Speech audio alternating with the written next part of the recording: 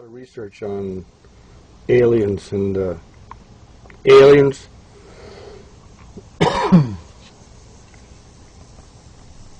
they come from demons. I'll put some links in here where you can see that research, but I wanted you to see some people that are totally deceived, or at least one individual. But he's deceived with a reason. That's the scary part.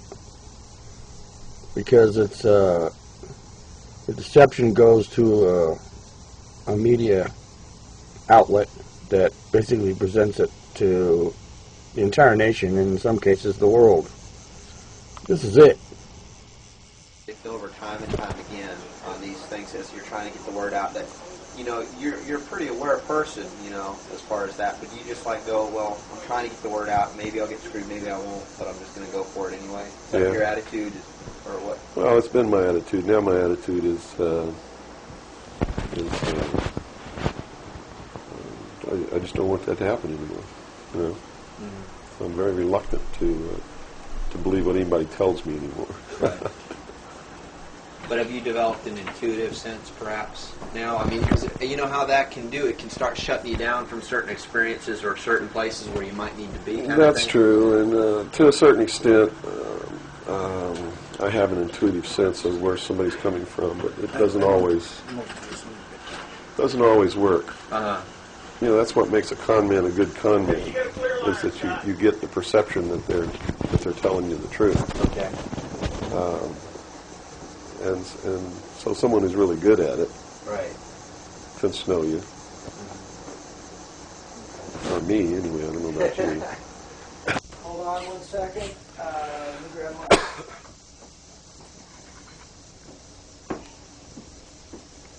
Yeah, you want to wipe your face or anything? No, fine. You got it? Okay. You all right, Robert? Mm-hmm.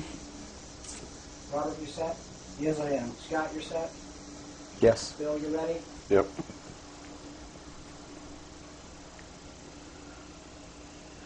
Bill, well, thanks for agreeing to the interview.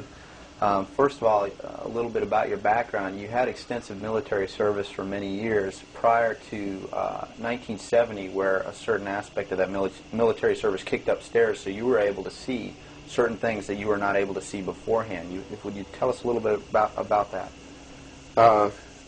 It actually started much longer in my past than that. I was reared in a military family. My father's an Air Force colonel. He's retired now. He was a command pilot.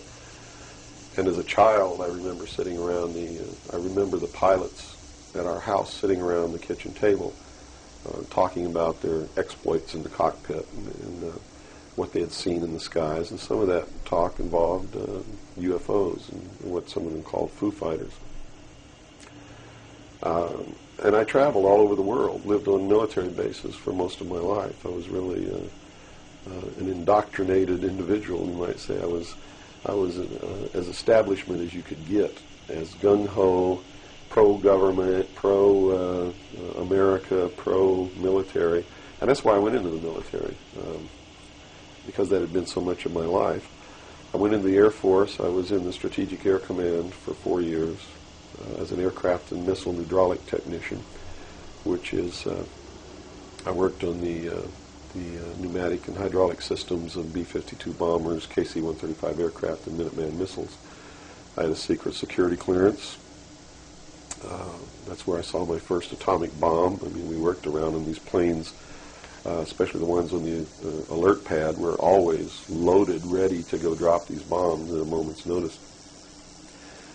But while I was in the Air Force, I met sergeants, men who were older than me, and had been in the Air Force for quite a while, told me that they had participated in projects that had recovered crashed extraterrestrial craft, what you call UFOs. And they never told these stories unless they'd had quite a bit to drink. So I never really believed it. I thought, well, these guys are running a scam on me, you know, even though I'd heard about these things when I was a kid. I just still didn't believe in them. They're just so far out in left field, it's not something that you really give any serious thought to until something personal happens, which came later. While I left the Air Force, I went into the Navy. which is really where I wanted to be in the first place. I'd always had this tremendous feeling and connection with the ocean. I was an excellent swimmer, but I had a problem as a child. I had chronic motion sickness. If I got in a car and we went on a long trip, I got deathly ill. And same with boats or anything. I couldn't ride on the things at the carnival that went around and round because it just made me tremendously ill.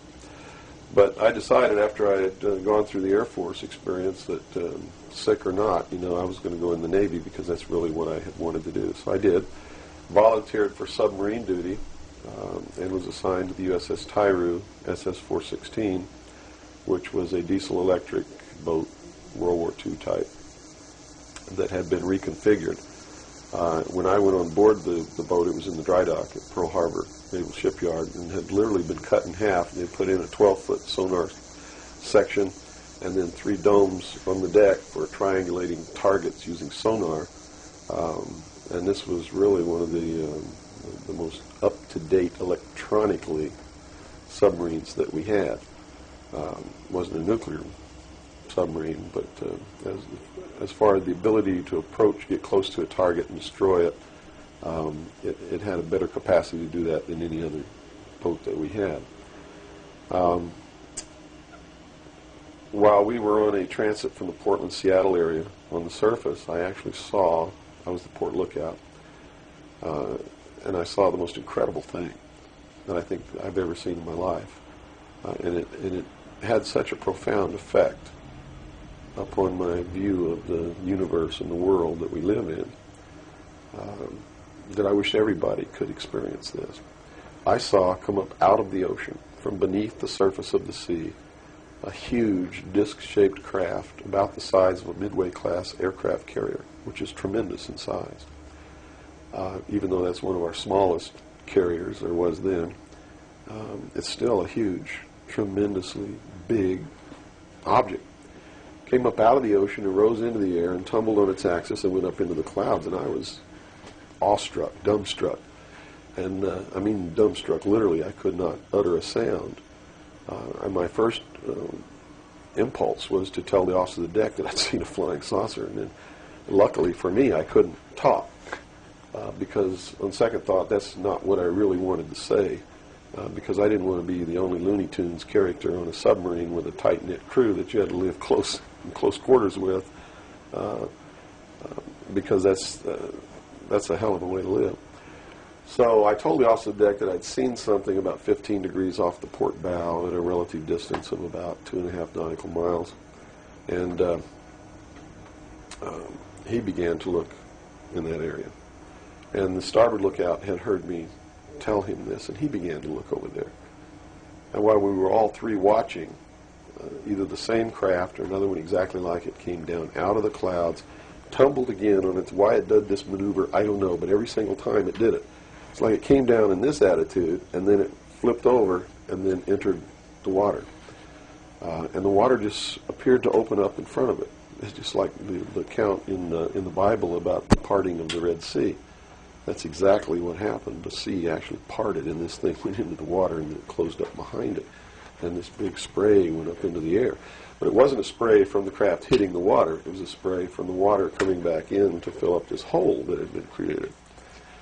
And again, I'm thinking, this is incredible. What are we looking at here? And it was metal. It was a machine, and it wasn't glowing or anything like that. It didn't have any lights on it that we could see. But it was obviously metal, and it was obviously a machine. And although I can't tell you that there was anyone inside of it, I believe that there was. And it did something that, as far as I knew, was absolutely impossible. I'd been in the Air Force. I'd worked on the state-of-the-art of our aviation capabilities.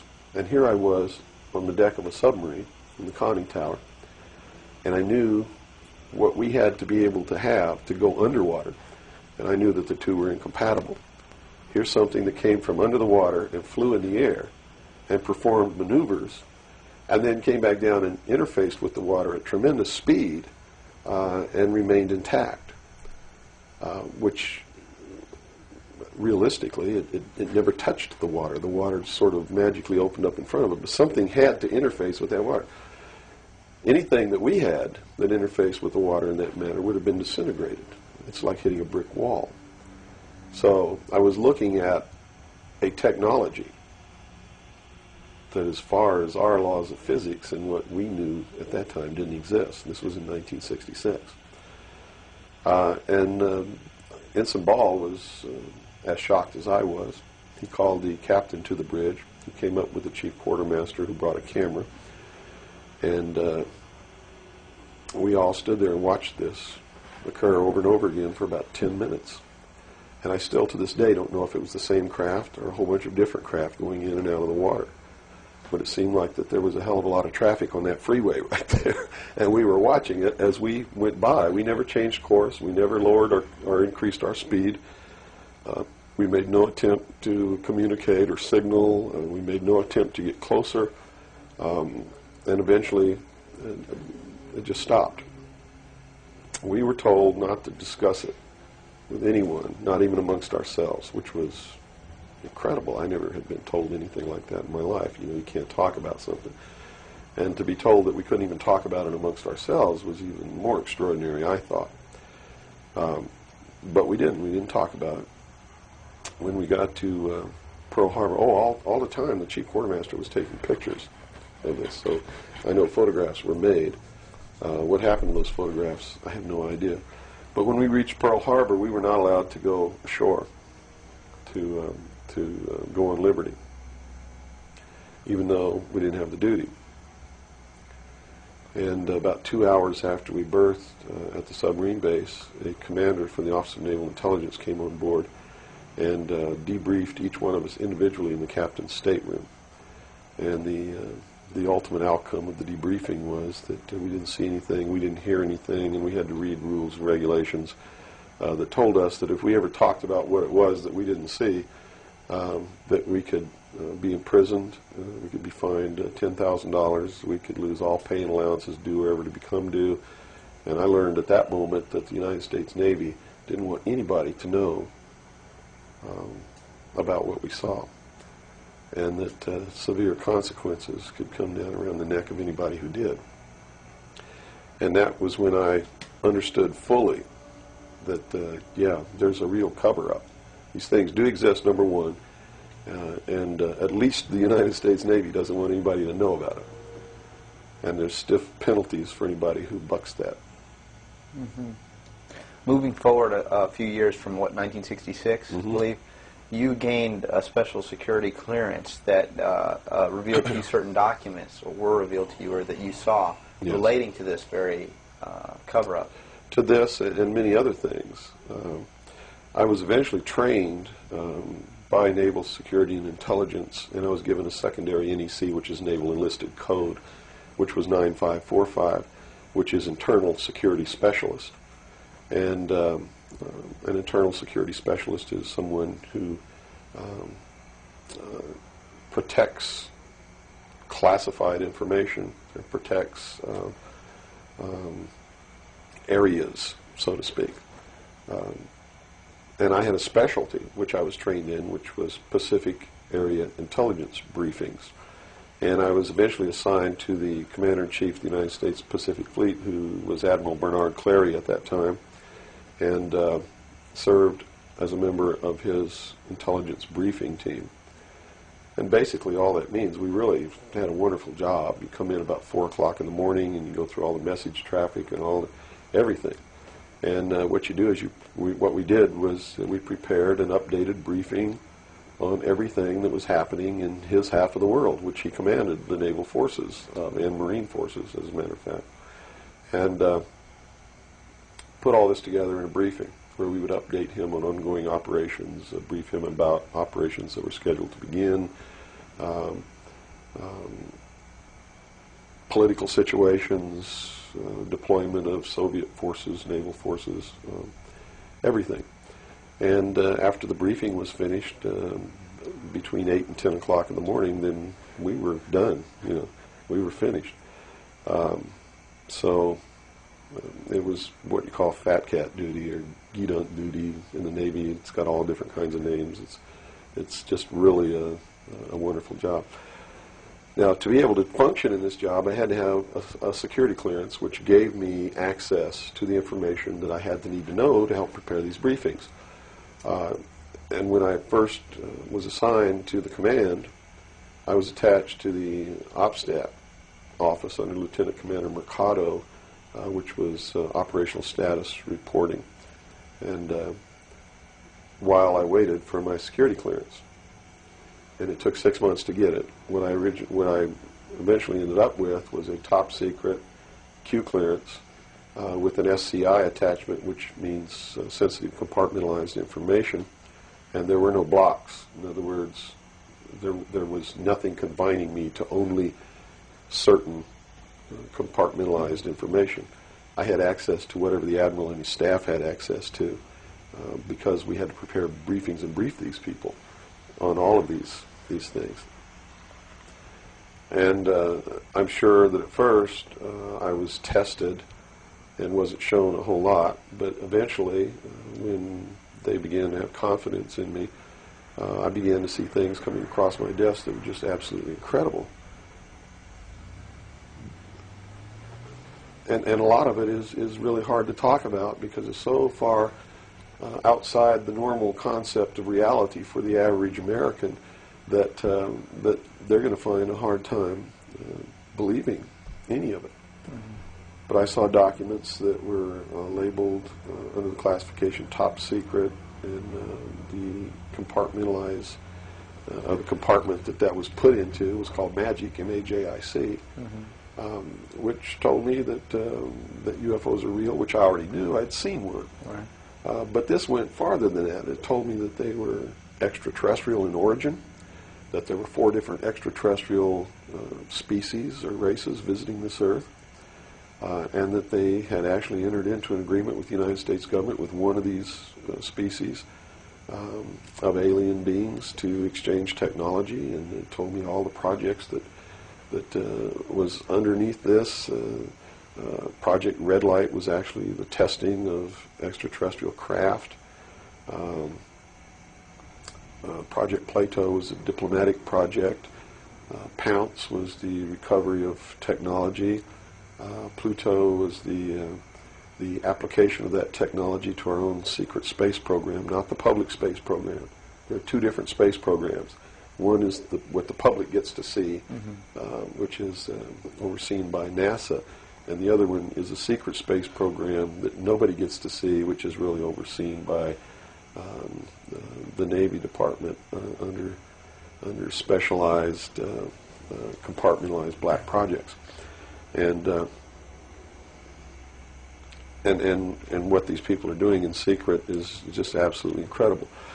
I also saw documents under an operation called Operation Majority, which outlined the plans to bring together a one-world government. It also included extraterrestrial information within that. Project Grudge, which was the second project. First was Sign, and then Project Grudge, which contained all of the extraterrestrial information up to a certain point. I forget the year cutoff.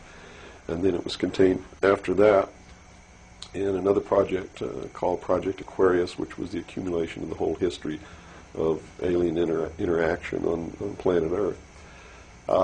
But I have to say at this point that I don't know if those documents were really telling the truth or not. They could have been showing me these things so that eventually I would go out and talk about this. And maybe that'll become clear to you later why they may have done that. It could be real. So.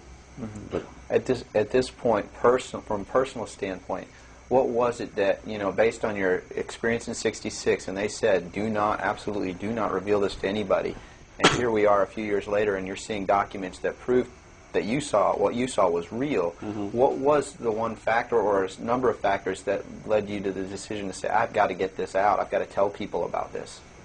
I saw contingency plans called Majestic. And these contingency plans were to, first place, a contingency is a plan that can be implemented if certain things occur. And the certain things that would have tripped this contingency plan are, number one, the public sector is getting too close to the truth, so they have to implement this to get them steered off the track. Or number two, we don't want to tell the public the truth about the alien presence, but there's so much alien activity occurring that the public is on the verge of finding out anyway. Let's tell them this story so that it doesn't cause consequences that we don't want. And that plan was called Majestic. I was in a bookstore one time. I'd never seen UFO magazine. Didn't even know it existed. In fact, I didn't even know that there was a UFO culture in the world of people who study UFOs or worship UFOs or have little UFO meetings. I had no idea that that was occurring. I was in a bookstore one time and I was looking at the magazine rack. I'm an avid reader and I'm always in bookstores. And this one day I saw a magazine just popped right out at me, at UFO. And I picked it up and I looked inside, and here is Majestic, all right there. And even the people who had been named to implement the plan were the ones who were actually implementing it. William Moore, Stanton Friedman. I'd never heard of Jamie Chanderay, but he was named, and they had brought out a supposed genuine document called the Eisenhower Briefing Document, which in reality is a fraudulent document. It's a fake, and it was created to implement the plan Majestic, to either indoctrinate the public on what the government wants the public to perceive as happening, or to steer researchers away from the truth, or both. So this wasn't revealing the plan of Majestic, but it was actually implementing the plan. Implementing the plan against the public. It was a psychological operation against the public. So this is what you saw. So immediately my head began to spin around, and I began to think, God, I've got to tell people that they're being manipulated. This is a lie. And it really, if the public were using their own intellect, they would know that it was a lie. The executive order quoted for this document was 92,000 something. I believe it was 92447, which is 92,447. And it was supposedly written by Truman. But Truman never wrote an executive order higher than 9,000. I mean, even today, there's no executive order with the number 92,000 on it. They've been consecutive since the beginning. So it was clearly fraudulent. So it's clearly fraudulent, but the public doesn't catch on to this. And here you got Stanton Friedman, one of the guys who implemented the contingency plan, Majestic, running around the country telling everybody it's not an executive order, it's a date, September 24th, 1947, which it very well could be a date. But it's listed in that document as being an executive order of the President of the United States, Harry Truman. And because of that, it's fake. And many other things. But specifically, that is the most glaring proof of fraudulent intent in the document. There are many other things in the document that also prove it's a forgery. But here they are. They're running this contingency plan, and here I am. I know all about it, and here's the public out there biting on it. They even ran that thing in the New York Times, like a 2 or 3 page spread showing all the documents. So it had tremendous credibility lent to it by that action. And so I decided that I had to tell the public and get people on the right track, which is, the right track is don't believe anybody. Don't believe me. Don't believe George Bush. Don't believe anyone. You got to go out and you got to get proof in your hand before you can believe anything. And to do otherwise today is the biggest mistake that anyone can ever make. You begin believing people, putting your trust in them, that they're telling you the truth. I guarantee you're going to take a ride on a roller coaster you don't want to be on. Mm-hmm. Now this controversy, and I say the very understatement controversy. Yes. It also is now extending, based on some things that you're revealing, into the Kennedy assassination. Yes, in the set of documents, which really was literally 2 or 3 file cabinets of documents, called Operation Majority, I saw documents which told me what happened in Dallas and why. And basically what these documents said was that the intelligence community felt that John F. Kennedy was a threat to the national security. which translated into reality means was a threat to the New World Order, the one world government which they were actively in the process of forming. Was there anything on record that indicated that he was out to, things that he did would threaten that New World Order? Oh, absolutely. He had written an executive order. I don't remember the exact number now, but it's available to anybody that wants to go look it up.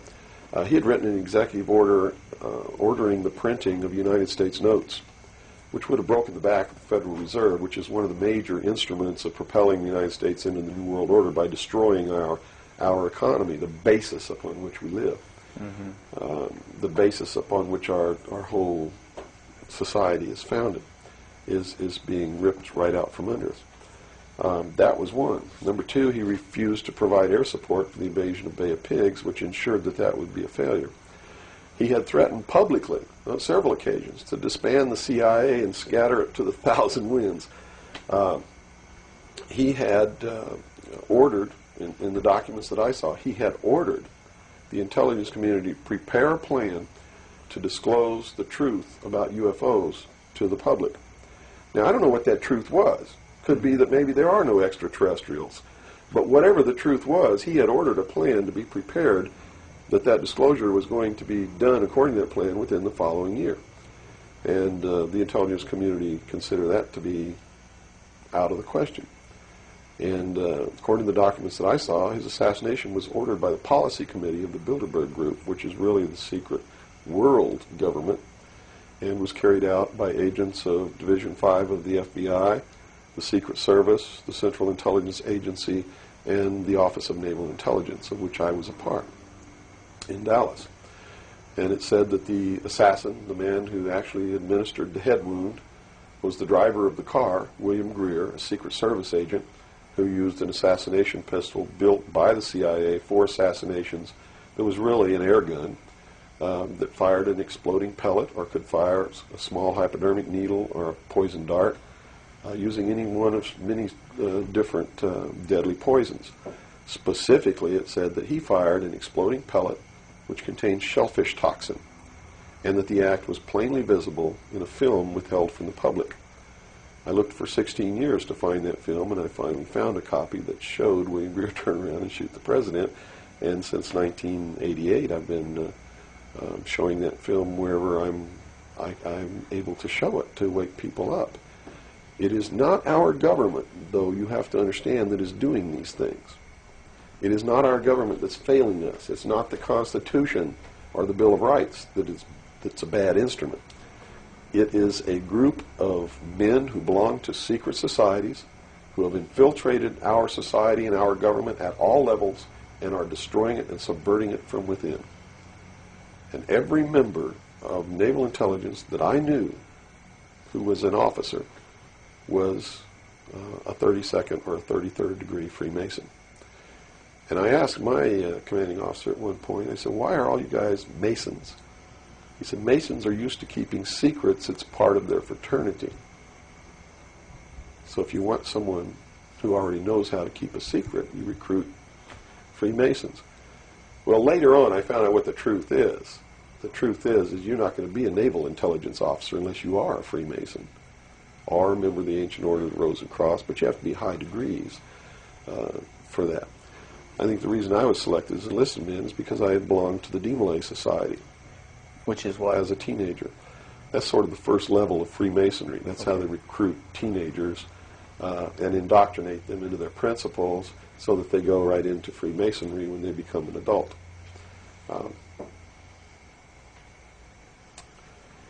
So basically that's the story. Yeah. Okay.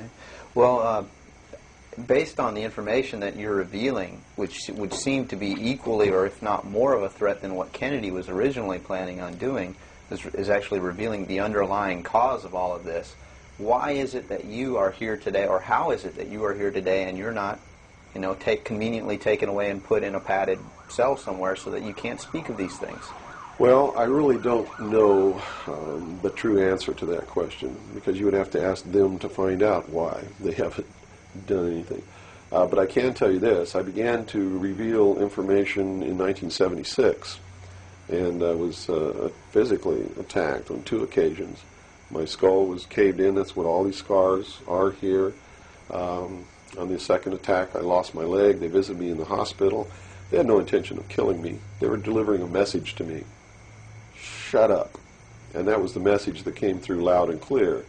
And two men who identified themselves with identification cards who belonged to the Defense Investigative Service, which is really the Defense Intelligence Agency, asked me if I was going to shut up or they were going to have to do it right. And I told them, I said, you don't have to worry about me. I'm going to be a good little boy for the rest of my life, and yeah, I'm going to shut my mouth. And I did for 16 years, kept silent until I saw this UFO magazine in a bookstore, which indicated that they had implemented the contingency plan called Majestic. But if you want to know what I think the reason is, I believe that there are several. One, they've had a plan that's been in force since the 40s to debunk, ridicule, destroy anybody who ever talks about these subjects. And the public has been thoroughly indoctrinated that if you talk about any of these things that I'm talking about, you're just another nut. So the public, by and large, doesn't pay any attention to it. So in that sense, I'm not a threat. If the president had come on television and said, hey, this is what's going on, then they would have listened and they pay attention to it. But people like me, they perceive me as being just another loony bin, fruitcake, nut, which I assure you I'm not. But that's the perception that they've been brainwashed into believing. And so that's what they believe. Number two, I'm so much in front of the public from the very beginning when I began to talk. And that's how I protected myself, or at least that's what I thought would protect me, and so far it's proven to be right, was that if I got literally in front of the public overnight, in front of a large public, that they wouldn't do anything to me because it would substantiate what it was that I'm saying.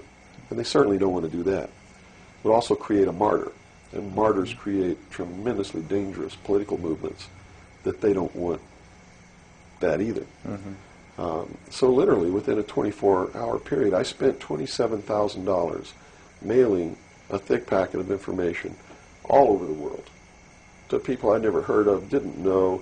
We went down and got some mailing lists and just mailed this stuff all over the world. And so literally, when people opened these packages in their mailbox, and it was a perfect plan because they couldn't stop it. They didn't even know I was going to do it in the first place. And since we sent it all over the world, once it was out, there's no way they could retrieve it. At least no way that I can conceive of. So literally within 24 hours, I was a public presence. And people were asking all over the world, who's Bill Cooper? Is this true? Look what I got in the mail. And just literally flipped the world over on its ear. And I've been in front of the public ever since. So I think basically those are the reasons. They don't believe that the public's really going to listen to me. And so far, that's been true. There is a small group of people all over the world who are awakening, who are beginning to understand that they've been living their life in fantasy land, and who are actively seeking the truth. But by and large, when the secret power structure says, as I've put in the first chapter of my book, right out of one of their own technical manuals, that a nation or world of people who do not use their intelligence are no better than animals who do not have intelligence, and thus are stakes on the table by choice and consent, they're absolutely right about the majority of people. It's one of the things that has been an illumination to me, is that they're not always wrong. And many of their goals are the right goals, but the method that they're using to reach that goal is the wrong method. In other words, if you set out to create a perfect world where there will never be any more killing, but to reach that point, you kill 2 billion people, you have become what you're trying to avoid. Right. And it can't happen that way. If you want to create a world of peace, it has to be done by peaceful methods. Means. Yeah, if you murder someone to destroy a murderer, you have become what it was you set out to destroy, and thus it wasn't destroyed at all. It was perpetuated by that very action, and that's what these men are doing. They rationalize everything they do so that they feel better about it. But what they are doing is becoming what it is that they want to get rid of. And the world will never be a safe place for anyone as long as there are men who do these things. Very eloquently said. Thank you. Thank Now, you.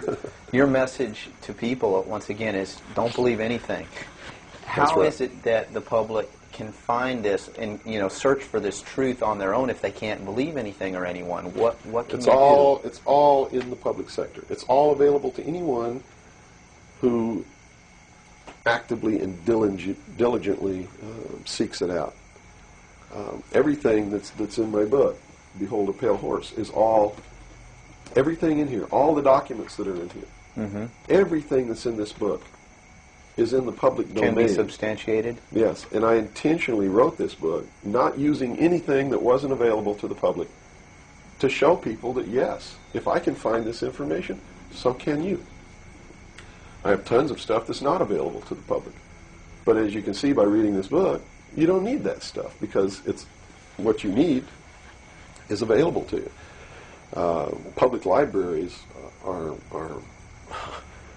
overflowing with the proof of what's really going on in the world, but nobody really utilizes it to the extent that they're able to pick this out and put it together.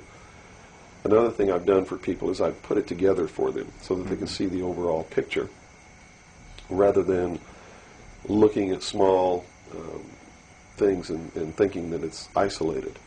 Nothing is isolated. It's all part of a big puzzle.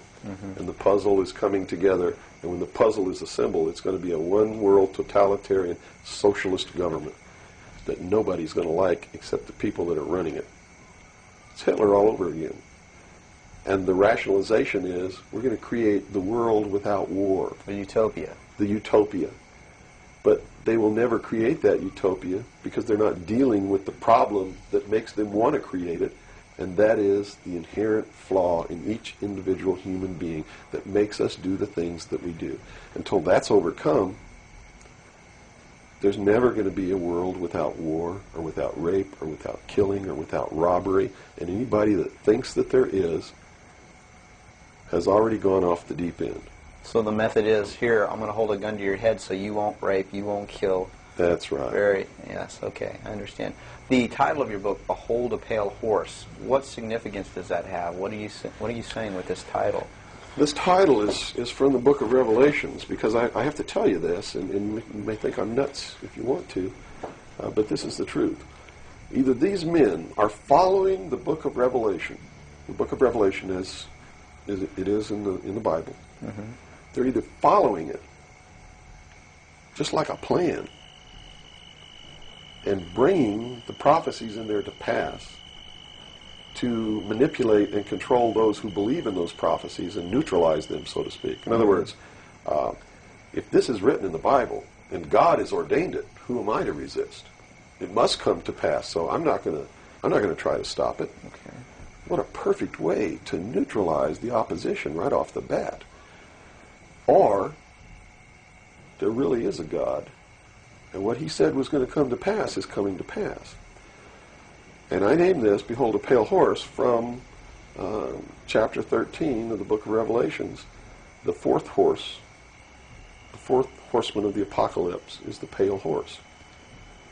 And I looked, and behold a pale horse, and his name that sat upon him was Death, and hell followed with him. And power was given unto them over the fourth part of the earth, to kill with sword, and with hunger, and with the beasts of the earth. And that is taking place now today. The fourth horseman is riding across the world now. That's what AIDS is all about. That's what all these little brush fire wars all over the world are all about. That's what's happening. That's why cancer cures are suppressed. Is because they fully intend to kill a minimum of 2 billion people by the year 2000. AIDS is an invention of man. It is not a natural disease, and it has been implemented and placed into the population as a population control. And when they did it, they had the cure before they did it. And when they deem that enough people have died or been killed, they will say, we have a cure for AIDS. And everybody will be called to report to some place to get an inoculation, which is going to do two things. One, it's going to stop AIDS in its tracks, and number two, it's going to implant a device which will be able to be used to track each individual person and maybe even to control those people. And that's what the pet implant program is all about. It's not about finding lost pets. They don't give a damn about pets, and they would never put a satellite in orbit to find a lost pet, but yet there's a satellite up there that they're using to find pets that have been implanted with these devices. They're testing this program on pets that's going to be used in human beings.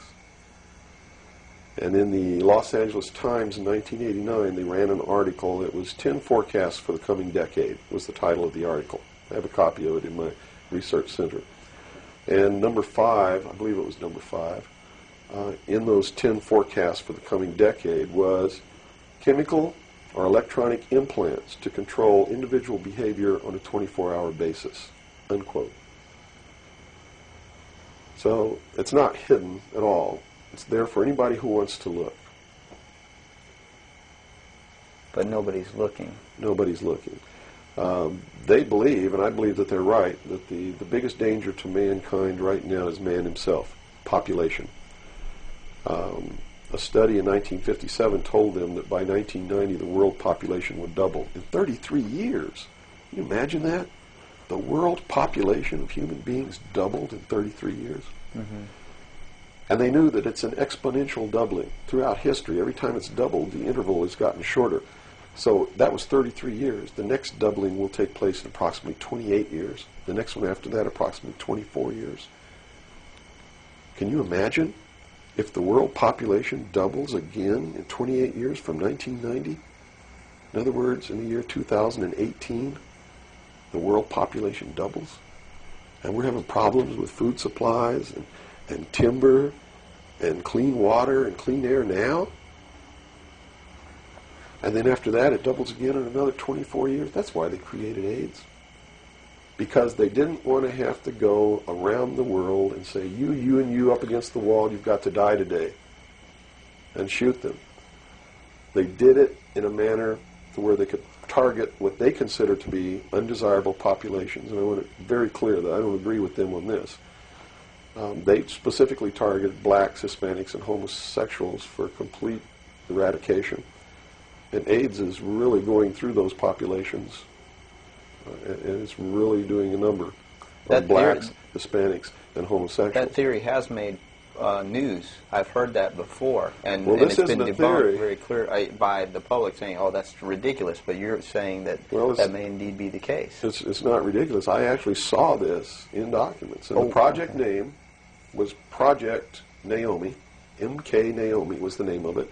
It was a CIA project. The AIDS, whatever causes AIDS, whatever that turns out to be, according to those documents, was developed at Fort Detrick, Maryland, under a CIA project called MK Naomi. It was financed by $10 million for the Department of the Army's biological warfare programs. It was carried out, supervised by the CIA, carried out by scientists who worked for the Special Operations Division of the Department of Defense. And it's doing its job. And would you assume if AIDS doesn't work, there's a contingency plan for that even? Well, I think that they have other things out there working concurrently. One thing I've learned about these men is they don't just do one thing. In case the public discovers what they're doing, or discovers that somebody's doing, whether they know who's really doing it or not, and stops it, what they have running is several concurrently running plans, so that if one or two fail, the other ones are going to take care of the problem. It sounds pretty hopeless. I mean, based on that scenario, is there anything, any uprising or what? Yeah, there is, but it requires that people wake up. It requires that they really learn the truth instead of live their life in fantasy land. You see, because nothing can exist without the consent of the people. Unless they buy it, it's not going to happen. And all of these plans lead to the public's ultimate acceptance of what they're going to do. In fact, they're designed to make the public ask for it. For instance, the burning of the rainforest in Brazil. I know people who are just up in arms. Stop this. We've got to stop the burning of the rainforest. which is exactly what the burning of the rainforest is designed to do. Because Brazil is a sovereign nation, right? How can you tell a sovereign nation to stop burning its own forest? You can't. What they're asking for is control over a sovereign nation by a world governing body who can then send troops, a police force, to make Brazil stop burning the rainforest, and that's why they started the burning of the rainforest in the first place. You see, they went down there and they built a road across the Amazon jungle that went nowhere. There was no reason for this road to be built. There was no place to go. It doesn't go from here to a city on the other side. It just goes across the jungle and ends. And they built this road on purpose because they knew that most of the people in Brazil are so dirt poor that they would see this road as the answer to their prayers. Free land, free timber, a way to support their family, a way to become wealthy, or at least more wealthy than they were, which was no wealthy. Mm-hmm. And that's exactly what happened. Millions of people headed out down this road and staked out some land and burned the forest and tried to grow crops. And they found that rainforest is no good for growing crops. It'll grow one crop, and then you got to go burn more trees and plant another crop because the soil is poor. And that's what's happening. Mm-hmm. And that's why the forest is being burned. And it was done intentionally to create the scream of stop burning the rainforest, so that then they could offer the solution. The solution is a world governing body that can then order and enforce that order of Brazil to stop burning so the rainforest. the green movement worldwide is As now a manipulation. just a manipulation Yes. of... Now, it's been proposed time and again, too, that big business is behind things like this, and that would represent a capitalist approach, but what you're saying is we're heading toward a socialist approach based on this scenario. You have to understand the difference between capitalism, socialism, communism, what all of these things really mean. You have to understand what the difference is between right wing and left wing. People, they use these phrases all the time, and they don't even know what these things mean. And it's just incredible to me to hear a socialist calling someone else a Nazi. Because Nazi means National Socialism. So here's a socialist calling a right-wing guy a Nazi, when what he should be calling the right-wing guy is anarchist. People on the right want no control. Mm-hmm. They're really anarchists. So they would, in theory then, or in fact, be in opposition to this ultimate movement. Yes. Whereas in appearance, they would be the ones behind it. Well, when you have a misunderstanding of what the terms mean, yes. Okay. Right-wing on the far right is total anarchy. They don't want anybody controlling anything that they do, and they believe that people are responsible enough that the world can exist without government. Okay. Or the very minimal government that it would take to. On the far left, on the other hand, they believe that the government should be in total control and should be supply man with all of his needs. Well, creating a whole society that's dependent. Right. A republic is somewhere in the middle. It's governance by laws. Laws are decided by representatives who are elected by the people. And according to the theory, the representatives will do what is right, whether they get elected or not, because it's not really a democracy. A democracy is far left. People don't understand. We don't live in a democracy. This country is not a democracy. It is a republic. A democracy is ruled by the mob. The mob always votes themselves every kind of benefit that they can vote themselves. And whenever you do that, it means large, tremendously overpowering government in control. They vote themselves into dependency. That's it. They Okay. vote themselves into a dictatorship is what they do, where they lose all of the benefits that they intended to vote themselves into in the first place. Okay.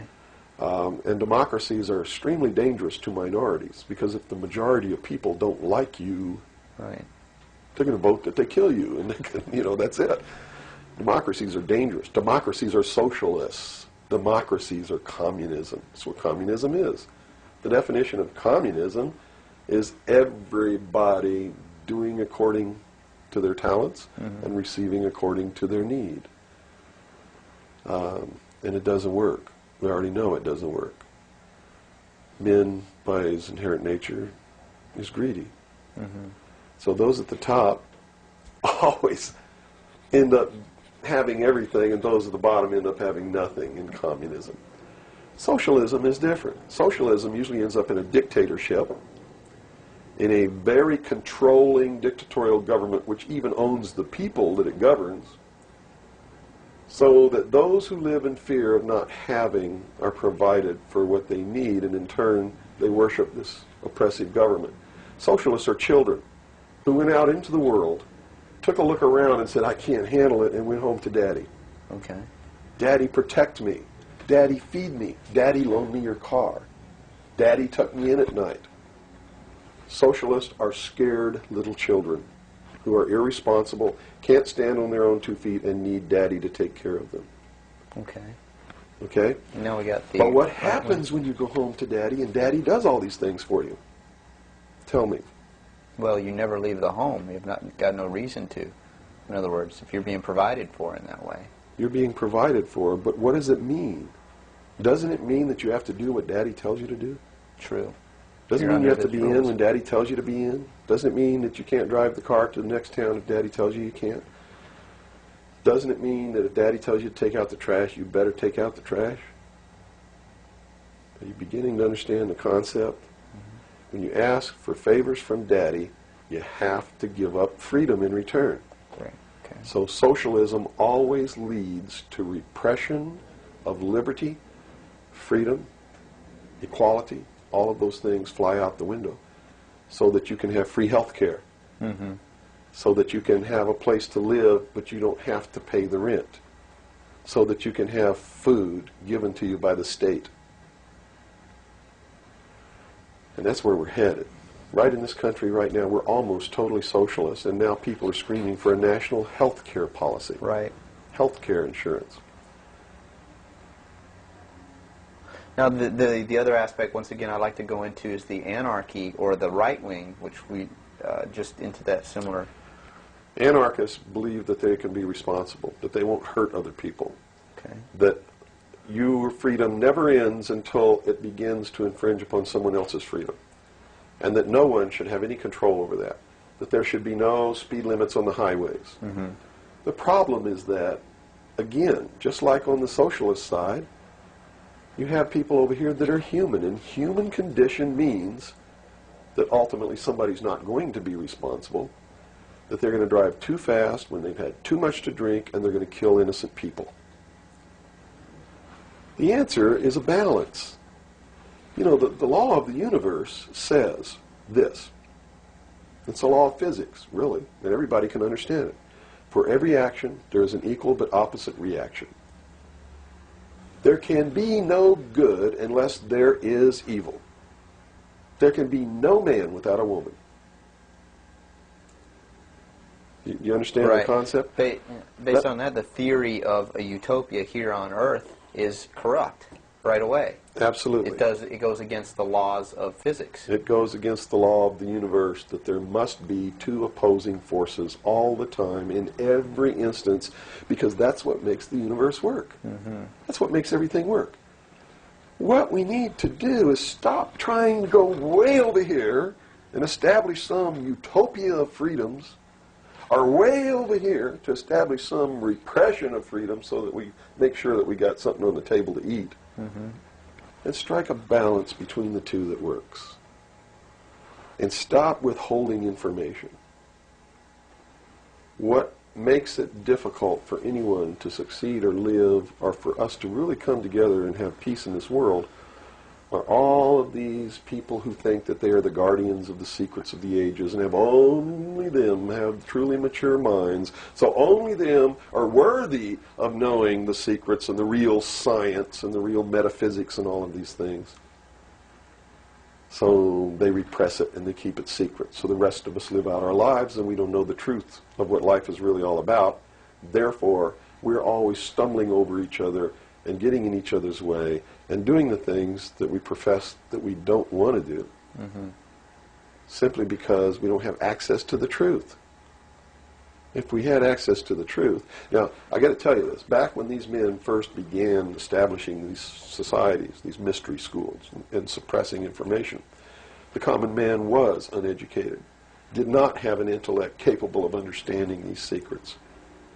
They were really beasts of burden for the most part, and they lived their whole life in toil. Right. But things are not that way now. Most people have a good education. They have a good mind. They're capable of understanding if they're taught, and if they're taught correctly. And I think it's time to teach people what the truth is and quit hiding it, so that we can come together as one humanity and make a balance and live together in a balance. You know, evil's never going to disappear. Neither is good. But we can maintain a balance and life can be good. Instead of swinging back in this tremendous battle between these two opposing, radical, extreme ends of the scale. That's got to stop. I've never understood why somebody would join together in this band of people and call himself a Democrat and not vote for anybody else if they're not a Democrat. That concept is beyond my understanding. And Republicans and Libertarians and Populists and Communists and Socialists and this and that, and blacks and whites and the Indians, and there are so many sects and groups and segments, and we're so fragmented that getting together is going to really be difficult. But we've got to do it. Because if we don't wake up and do it ourselves, these men who meet in secret and plot the manipulations are going to do it whether we want it or not, and they're going to do it at the point of a gun. And they're going to take away everybody's freedom because they don't consider us responsible. Capable of having that freedom. Are capable, are even of using our intellect. So they'll put us in shackles and control us and force us to be peaceful. That's what the plan is, and that's what the New World Order is all about. Well, we've run from UFOs right to this, and at first a person might watch this and say, "Wow, this is really strange." But where we've come down to, based on that beginning, is quite in the realm of common sense. Well, it's not strange at all. It's what they've been trained all their life, that if they hear these buzzwords, they're listening to some loony idiot talk, and it has no substance to it. Once they get into it, though, and begin to understand that everything is interconnected, it's leading us toward one end, a one-world totalitarian socialist government, and begin to see it coming to pass all around them in their life, and understand that nothing happens by accident. It's been planned for many years. Then they begin to understand that UFOs play a big role in this. Because if they're real, it's the most significant thing that's ever happened in the history of man, and may be the driving force behind locking up the human race. Because how could a UFO land in a place like Macon, Georgia, and somebody who doesn't look like us get out, walk down the street? And I'm not trying to insult the citizens of the state of Georgia. What if they landed in Newark, New Jersey, and got out and walked down the street in a society that kills people because they sit in the wrong seat on a bus? I'd assume now that they'll know about us. Of course they will. They probably already know about you if you've been exposing the truth on your show. Would you assume that our phone lines would be bugged at this point? I don't know. I doubt it. They don't really consider you to be a threat unless you develop a large political following. Oh, okay. So, unless you have a large political following, you're not considered to be a threat to them. Not yet. Because they figure that the people are too stupid to listen to you anyway. And generally, they're right. So we're in the process of educating people then. Yeah. Is the best thing. Education is 60 or 70% of the battle. Yeah. Because people automatically begin to do the right things once they learn what the truth is. They're educated to it.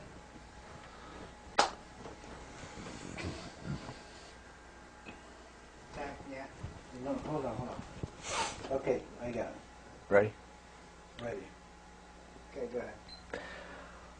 Let's go back into the Kennedy situation here.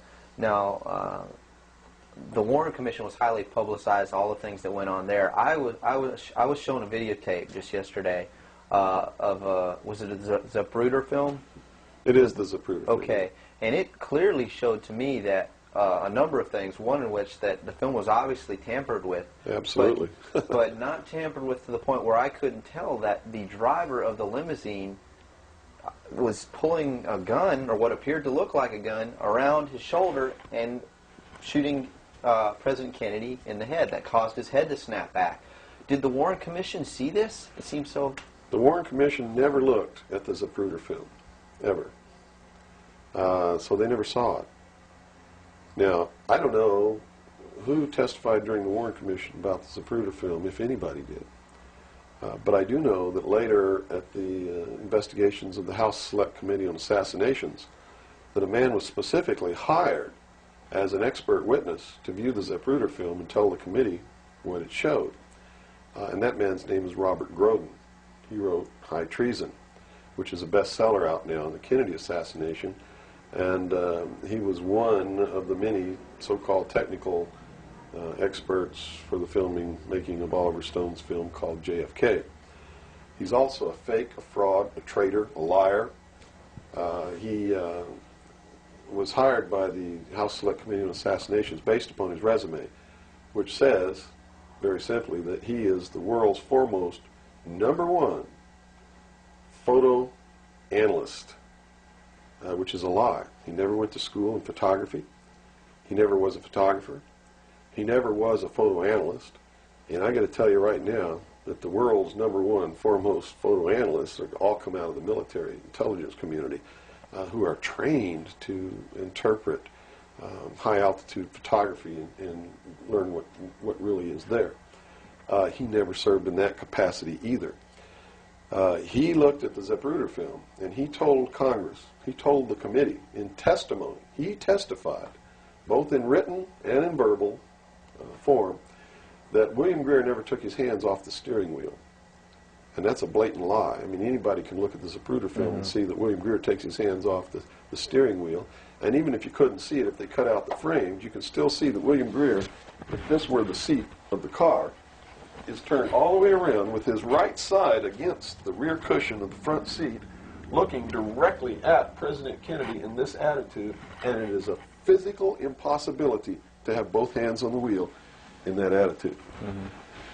So we know that Robert Groden, #1, was not who he said he was, had no expertise to be doing the job that he was hired to do.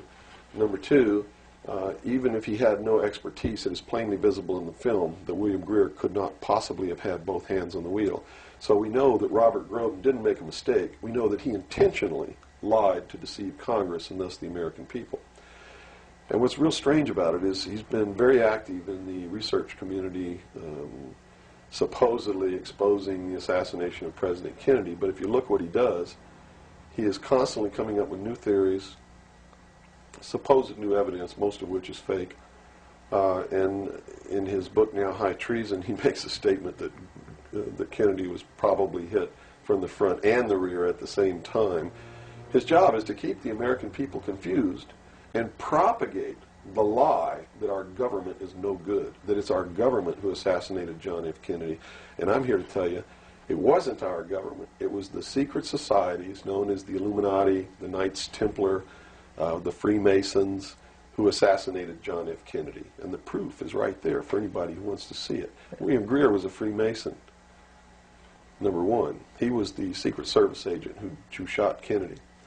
#2, in Dealey Plaza, there's an obelisk, a monument commemorating the location of the first Masonic temple in the state of Texas. Dealey Plaza is on the 33rd parallel, which is one of the sacred numbers in Freemasonry. He was assassinated in a manner that assured the greatest flow of blood, which is called blood atonement, which was practiced by Freemasonry in the early days and supposedly is not practiced now. But in reality is the method of choice of execution, trial and execution by Freemasons. The Bilderberg group that orders his execution is the Supreme World Council of Freemasonry and consists of 39 permanent members, which is 3 times 13, which is also the exact number of men who signed the Constitution, 39. You see, our forefathers were also members of this secret group, and this country was founded to bring about the New World Order. And it's all in the Great Seal of the United States, which was, and that the design of the Great Seal was made law in 1782. It's just absolutely incredible that the American people don't understand that groups of men don't get together and meet in secret and take blood oaths which say that they can be cut open and their heart ripped out of their body and their intestines scattered over the floor if they talk about the secrets. That's not a benevolent fraternity. That's a dangerous group of men. Grown men don't play games like that. They're serious. It's the secret societies who are bringing about the New World Order. They're the ones who killed John F. Kennedy. There's nothing wrong with our Constitution or our Bill of Rights. But Americans are going to be convinced that our government sucks. And that's what all this stuff is all about. So at the beginning, the founders of this country actually did create what was I guess you could say, an above-board, good government basis for a good government. Yes. They gave us every tool to ensure the success. But it was an experiment, you see, because man had always claimed that he could rule himself, but had never been allowed to do that. Even in ancient Rome, they call it a democracy. The man didn't rule himself. He was ruled by other people who made man think he was ruling himself. But the truth was, a Roman centurion could march down the street and grab anybody they wanted to and make you do whatever they wanted to, or just execute you on the spot. And that was the truth of the matter. Those weren't free people. In the history of the world, there had never been a people who were truly free or who truly ruled themselves until the United States of America was created as a republic by which we ruled ourselves through elected representatives whom we sent to the State House, either in the States or to Congress, to do it. They also gave us every tool by which we would destroy ourselves if we weren't capable of doing it. The United States and France, the revolution in this country and the revolution in France, were created to bring about governments which would function as the antithesis to the kings and queens of the world and cause them to topple off their thrones. It also gave man a chance to prove once and for all whether he could rule himself or not. And if he could, fine. That would be the New World Order. If he couldn't, they built the tools into the Constitution to allow them to take it away from us. And those tools are the creation of the federal democracy within the boundaries of Washington, D.C., and the right to contract, through which, if we were irresponsible, we would contract to receive rights from that federal democracy and thus, in return, give up our freedom. And that's exactly what's happening. It's exactly what we've done. John F. Kennedy was short-circuiting the New World Order. He had ordered the printing of constitutional money, United States notes, which would have destroyed the Federal Reserve, which is not an agency of the United States government. It's a private corporation owned and operated by the world bankers, controlled by the Illuminati. And its purpose was to destroy the middle class in this country and thus our economy, and throw us at the mercy of the New World Order. And we see this unfolding now. You see it unfolding now. You are seeing, and I predicted this well in advance, you are seeing the destruction of the economy of the United States. And it will continue. It will not get better. It's downhill from here on out. Unless we nationalize the Federal Reserve, lock up the criminals who own it, cancel the debt, which will then bankrupt the Illuminati, which is exactly what we ought to do, print constitutional money, which cannot be usurped, which cannot lead to our destruction, and go back to what we're supposed to do, and quit contracting for benefits. We're escaping from the laws of nature, and there's a terrible consequence for that. Mm-hmm. Terrible consequence. We have to function within the laws of nature. You can't contract for somebody else to keep you alive. You have to be responsible within your life to keep yourself alive. Mm-hmm. And if you can't do it, then you have to die. That's the law of nature. You see. Kennedy also did a lot of other things. I mean, he was a believer in the Bible. These men who are bringing about the New World Order don't believe in the God of the Bible. They believe in the God of light, Lucifer. the angel of light, who was flung down to the earth and became the Lord of the world. That's their God. That's why everything they do goes against what people know to be the right thing to do. They believe that man was held prisoner by a vindictive, cruel God named Jehovah in the Garden of Eden. And that Lucifer, through his agent Satan, set man free from the bonds of ignorance to which he was chained to the Garden of Eden, and thus brought the gift of intellect, wisdom, to man, and thus is the true benevolent God. And man, with his intellect and his wisdom and his knowledge, will create technology which will elevate man to the position of God. And all this is allegorical. Don't take the story literally, you see, because it's all allegorical. They believe that intellect, reason, is the light, is the true God, is what makes man God. And I'm not going to debate the right or wrongness of that, because who the hell knows? But I can tell you that they pervert whatever it is that might be divine about their philosophy by becoming what they profess to destroy. To destroy, yes. And so, in their zeal to bring about the New World Order, they destroyed the political will of the nation when they assassinated John F. Kennedy, which has furthered their goals, because it made a lot of people feel so helpless that, God, if they can kill the president, who am I? You know, what can I do? I'm just one lonely, helpless person. So they quit voting. They abdicated their power. And, of course, through agents like Robert Groden and many others, Oliver Stone, they're being convinced that our government sucks, that our government is the problem, that the Constitution doesn't work, that the Bill of Rights aren't real. We're playing right into their hands, in other words. We're playing right into their hands, because there's nothing wrong with the Constitution or the Bill of Rights or our government. It's the people. You see, it's been infiltrated. And from within, they are eating at the heart of this nation like a cancer, this secret society. They are destroying it. They are subverting it. Our Constitution has not been allowed to work since 1945, and maybe even earlier.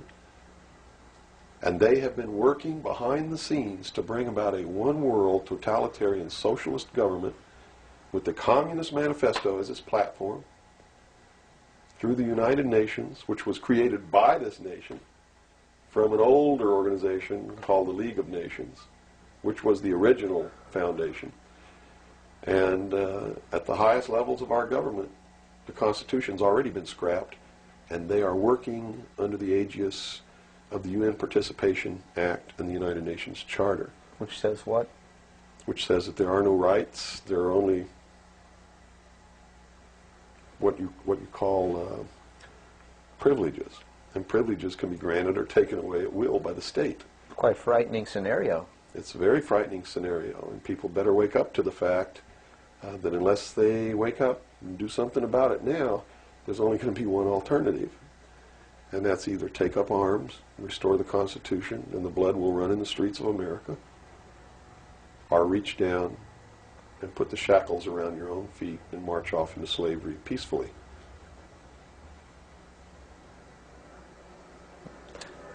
Not going to be easy the coming years.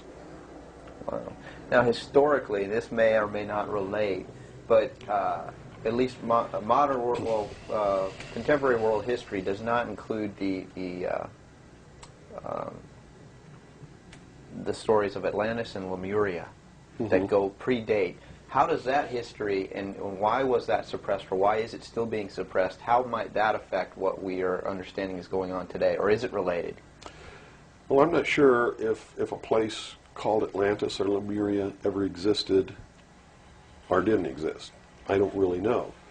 But I do know that the story that is told about the civilizations that lived there are something that we should listen to, because this whole scene may have played itself out before on this earth. And if you understand the theory, which I believe has been accepted as fact now, of continental drift, there may have been an Atlantis and a Lemuria, which had tremendously developed technologies and societies. And the same scenario that we're playing out now in this great stage called the world may have played itself out over and over again in the past for millennium. In my investigation of the mystery schools, the secret societies that are bringing all this about, that really control everything behind the scenes, I found that this is all about religion. And it's all about a recurring theme that is penetrated and is at the heart of every religion in the world. And that is a creator or a creatress who has a son that is sacrificed and then is resurrected and saves the world or saves humanity. It seems to be an archetype that is within us. And so that you don't go flipping out watching this tape. I'm a Christian. I believe in the teachings of Jesus Christ, even though it may turn out that he may have never lived. The scene, it doesn't matter. When you read his words, and you can go back through history and find these are the same words that were spoken by every Savior that there ever was, are the most beautiful, most profound, most affecting words that have ever been spoken on the face of this earth. And when I get down and almost get to a point of hopelessness, I just go read the Sermon on the Mount. And I come back up again. Because in the end, it's not going to matter whether Jesus ever lived or didn't live. The story is real. And it's within all of us. And it brings us to something within ourselves that is good. But these men don't look at that. They believe that the end justifies the means, that these stories are just stories, and that the real meaning behind it all is that man can transcend his animal state through the realization of intellect and the overcoming of all of his emotions and feelings and morals, guilt, all of these things. And I just can't go along with that because I believe it's our emotions that tell us when we're doing wrong. We feel it within ourselves. And a person without that capacity to feel when they're doing wrong becomes a sociopath, which is someone without a conscience who really believes that the end justifies the means and therefore has no pangs of conscience nor no reluctance to murder someone who gets in their way. Mm-hmm. And it's extremely dangerous. Now, do these people recognize the continuity of life? In other words, you have told me earlier that they're after physical immortality. They believe that through their technology, man will become God. With the power of reason, through technology, man will himself become God. They will engineer, just like Hitler wanted to do, the super race who will live forever. And the concept is the same, and the men behind it are the same as Hitler was. When they killed John F. Kennedy, it shows you what kind of men they are. Because they would not stop to kill anyone who gets in their way. And they've never stopped at it. Their goal, literally, to bring about the New World Order, will be to kill approximately 2 billion people before the year 2000. AIDS is one method of doing this. There'll be many more. As they solidify their control, everyone will be given a choice. They'll be presented with a new world religion. They'll be told to renounce Christ, renounce Buddha, renounce Muhammad, join the New World Order, join the New World Religion. If they refuse, they'll be executed. Very simple. And it won't bother them a bit. In fact, according to their belief, they believe they'll be helping these people. And in reality, they will. Because those people will transcend this physical state while they're prisoned here living forever. I feel sorry for them because those of us who will eventually die will transcend the pain and the suffering that goes along with this world. Mm-hmm. And they're so egotistical that they preserve whatever they do so that the diligent can find out what kind of men these men really are. For instance, the Kennedy assassination, I've been showing a film for 5 years that shows exactly who did it. I show you exactly where Oswald is on the film. He wasn't even on the 6th floor. He was standing in the doorway of the book depository building watching the motorcade go by. And it's incredible. At the same time, you said they would have everybody renounce religion. Yes. Have they as well been using it as a tool for their means? If you're a Christian, you'll be required to renounce Christ and join the New World religion. Now remember I told you before, no matter what your religion is or what you think, they're following the scenario in the book of Revelations to a T, right down to the last little bit. If you want to know what's going to happen in the future, if we don't wake up, and through the power of those, see, not one drop of blood ever has to be spilled, and no one has to ever put any chains on their legs or their arms, ever. If people just wake up and exercise what was given to us in our Constitution, the power of the vote, while we still have that power. So you say there is still a possibility for like one individual watching this tape to actually make a difference. You better believe it. How Yes. would that be so? Well, number one, learn what the truth really is. Get away from the fantasy that you've been living. Educate other people, those you know, your family. Once that begins to happen, it spreads.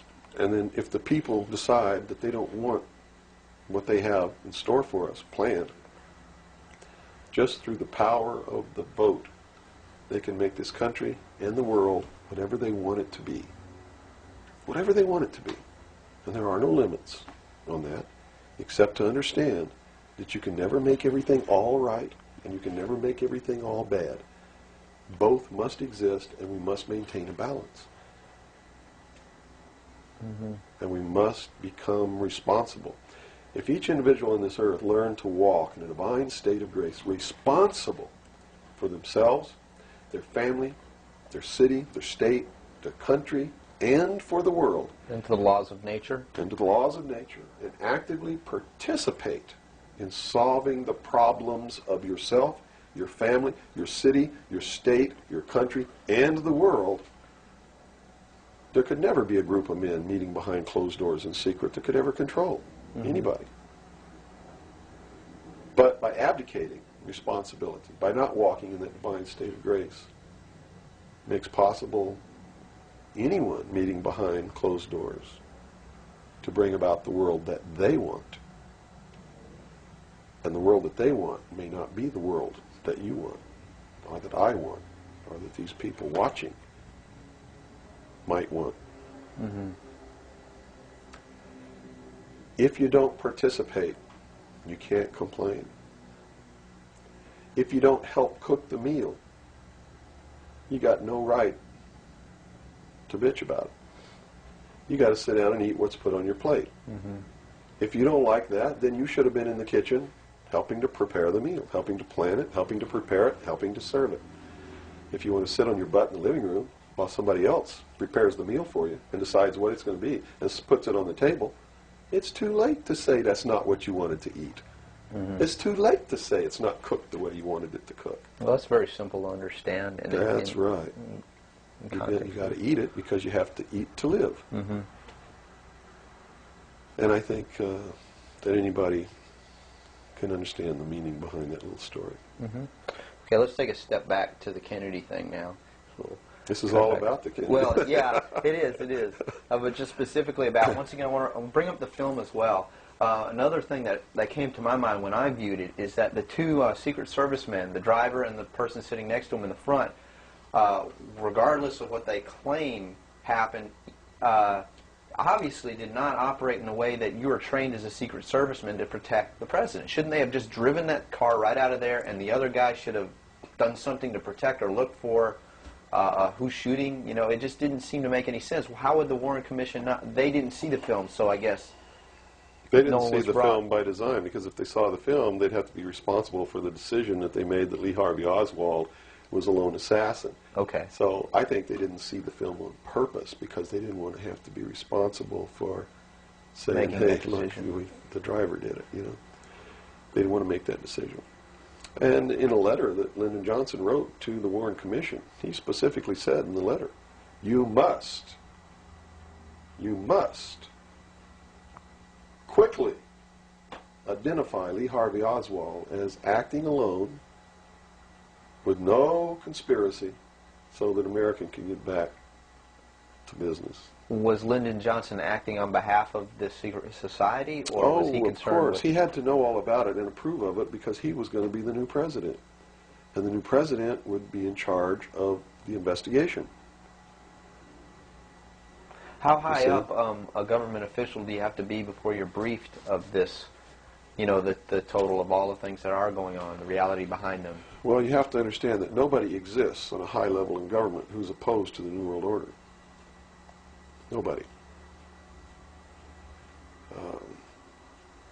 Our government has literally been infiltrated, and there's a cancer within our government destroying it, eating it, nibbling away at it, hacking off its limbs. And you said this started in 1945? 1945 was What were the events? when the overt destruction began to occur, when Truman signed the UN Participation Act and the United Nations Treaty. It actually began long before that, when these secret societies began to infiltrate the government and appoint their members to important posts.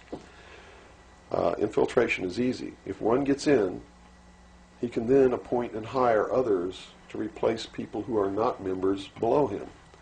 So now we've had over 50, almost 50 years of this going on. At least. I believe that it started back probably 1913, 1917, when the Federal Reserve Act was passed, when the Council on Foreign Relations became a reality in this country. And you can, by diligent research and study, you can see when it happened, where it happened, who did it, and how it was done.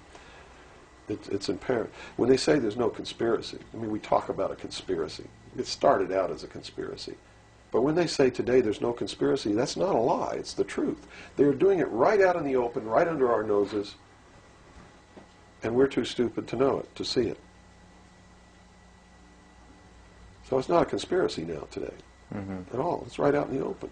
They even publish their plans. I mean, here Carter appointed Zbigniew Brzezinski as the National Security Advisor, who just wrote a book before he was appointed, declaring himself a Marxist. I mean, you read that book, this man believes in Marxism. This man is a socialist. Not only a socialist, he's an international socialist. He's a globalist. His goal, stated in his book, is to destroy the sovereignty of nations and bring about a one-world Marxist government. Now, the Carter administration was one extreme, and then we came into the Reagan administration, yet... nothing changed. Nothing changed. What you're saying is that no matter what the political leanings, they seem to be playing the same game. As long as you're playing their game, it doesn't matter who you vote for, who you put in office. They all belong to the other side. They're in the pockets of the Illuminati. When you quit electing professional politicians, when you quit electing the guy who looks nice on television because he speaks good and he looks like the guy you wanted to marry or something like that, you're playing right into their hands.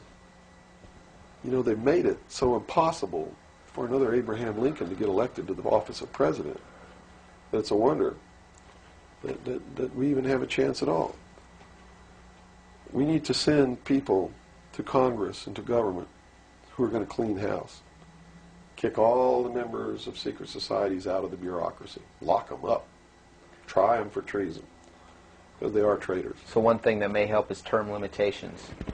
We must have term limitations, and it must be only one term. And forget all this nonsense that anybody who goes to Washington don't know what's happening. They don't know what's happening simply because they haven't taken the time as citizens to understand how our government works before they ever go to Washington. You see, it should be a process that starts in infancy. It works its way up.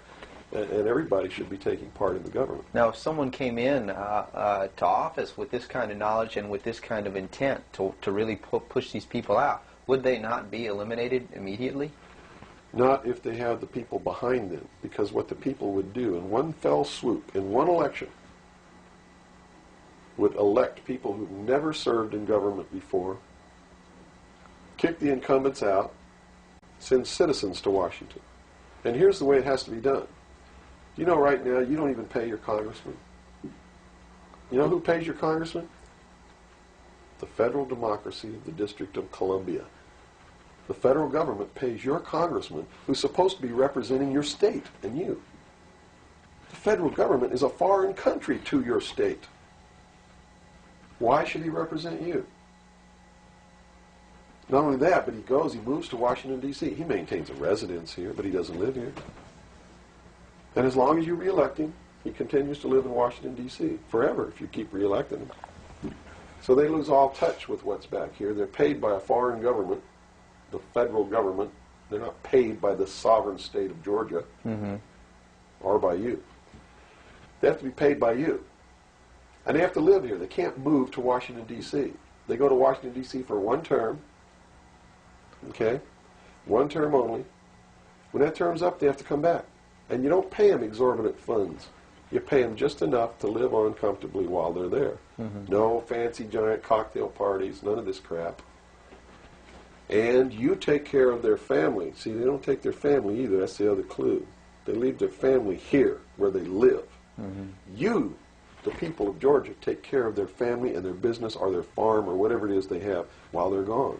Now do you think they have a vested interest in representing you? They sure would under those conditions. Yeah.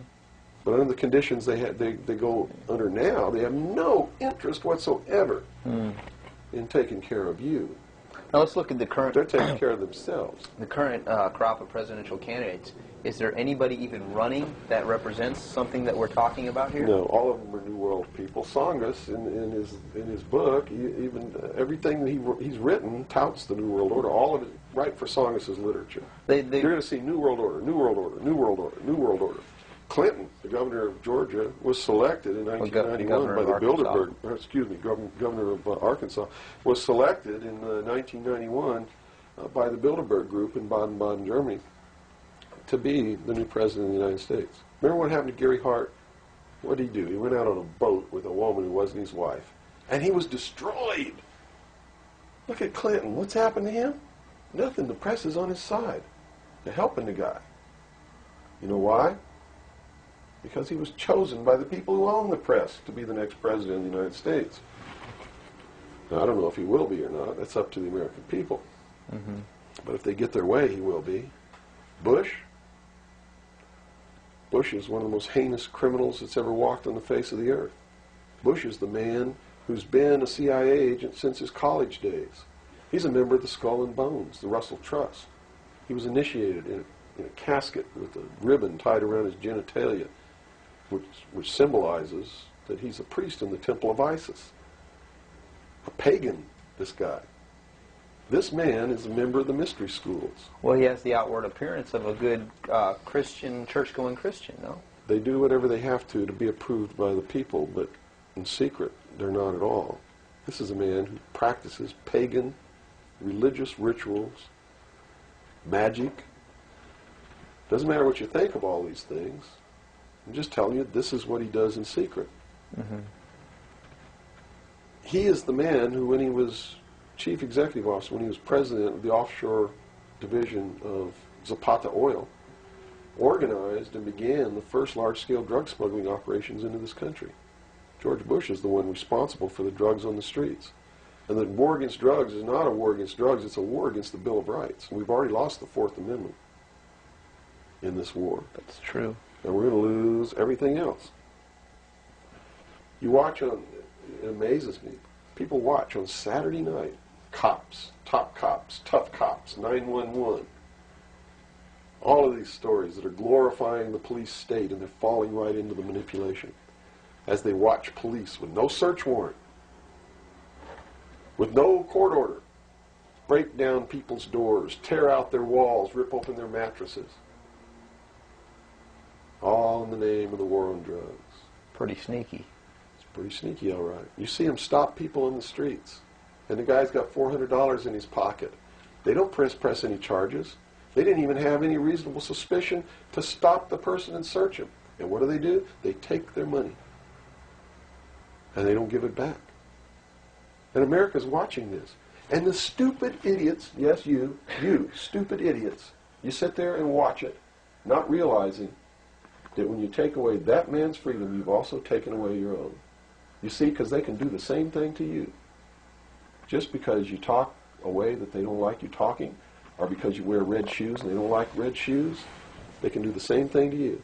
And under the new law, without a court order, without a search warrant, they can break down your door, they can rip open your mattresses, your couches, your walls, they can trash your house. All in the name of the war on drugs. And let's say they don't like the color of your shoes. All they have to do is drop a little pouch of cocaine in your living room, behind your couch, and find it and say, aha, you're a drug dealer. What happens then? Now they can confiscate your house, all your possessions, all your property, all your bank accounts, all your cars, boats, vacation cottages, whatever you have. And they can auction it off within 24 hours without ever even pressing charges against you. Without a court order, without due process, without just compensation. And there's not a damn thing that you can do about it. Not a damn thing. At least right now. At least right now. And the reason you can't do a damn thing about it is because you're the one who brought it about through your stupidity. You're mentally crippled. You're operating from a position of ignorance, apathy, abdication, irresponsibility. And we're losing our country, our freedoms, everything. Now, these are strong accusations of the American public. What do you hope to accomplish by angering the very audience that you want to watch and listen to you? Go prove me wrong. Go make me the idiot. In so doing, you're going to find out what the truth is, and maybe you'll wake your up. And if you do, maybe we can save our country. Because I don't really care at this point whether you get mad at me or not. My country's disappearing. My freedoms are disappearing. My daughter's going to live as a slave in the New World Order if you people don't wake up and help me. So, if I had a 2x4, literally, I would smack you upside the head with it. I don't care if you get mad at me. It's beyond that state. You know, I'm willing to put my life on the line. Why would I care if you get mad at me? Mm-hmm. You know? People say, well, don't you feel threatened? Don't you feel like your life is in danger? Are you kidding? You're the people who sent your sons and daughters to fight an illegal, immoral, unjustified war in the Middle East? And that didn't bother you a bit, that they might have got killed over there, and you're worried that I might get hurt or killed? Right here, really defending my country? Really fighting in defense of the Constitution? Right. You brought up the Persian Gulf War. That's something that's still on a lot of people's minds. Based on what you're saying, what was the reason for that war? They should feel really guilty. They should feel really bad about that. I mean, what about a Saddam Hussein that everyone seems to agree is you know, the evil man here, that we had the right to go in and punish, destroy, or whatever? Well, it's funny that the man who purported to want to destroy Saddam Hussein was the man who really built Saddam Hussein when he was in the Central Intelligence Agency. We have been building up Saddam Hussein's arsenal. His technology comes from us in the Soviet Union. We built him up to create that war. We did it for a purpose, and the purpose was, look at this. If George Bush knew what he was doing, how come he didn't know what he was doing? Here's what he said. We've got to send troops to the Middle East because we can't afford to pay $26 a barrel for oil. That's on tape. Next he comes out and he says, no, it's not about the price of oil. It's because Saddam Hussein's not going to stop at Kuwait. He's going to go into Saudi Arabia, and those are our friends, our buddies. So we got to go defend Saudi Arabia. And then James Baker says in a press conference, nope, it's not about Saudi Arabia. It's not about $26 a barrel for oil.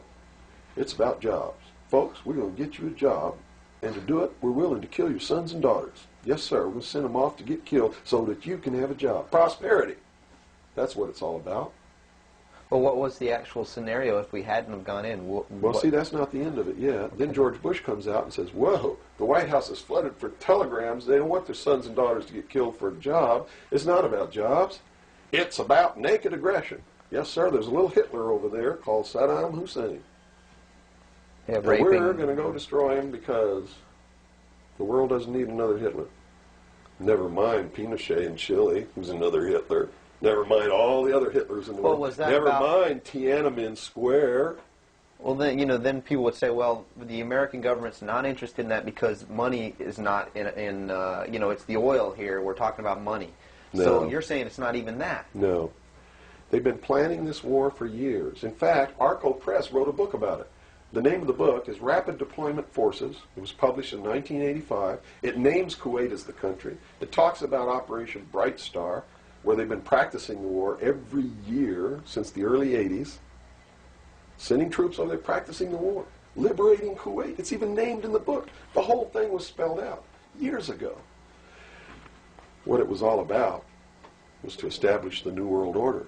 You see, because for the first time in the history of the world, it's established the legal international precedent that the United Nations could pass a resolution and send its police force to enforce that resolution, and that the member nations would have to pay for that action.